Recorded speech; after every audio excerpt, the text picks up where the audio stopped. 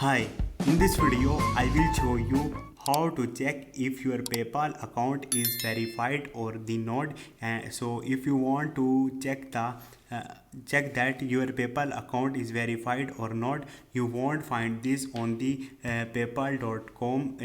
By login to your account, you have to use the third party link to check this, but I think this is risky. So first of all, make sure your email address and the phone number is confirmed here. If it is confirmed here, it means your account is secure and something like this. But still you want to check your account is verified or the not, I give you a link on the description. You have to open this link, and by linking your PayPal account, you will see all details that if your account is verified or the not. So you have to follow this procedure if you want to check your PayPal account is active or not. Hope this video will helpful for you. See you next time. Thank you.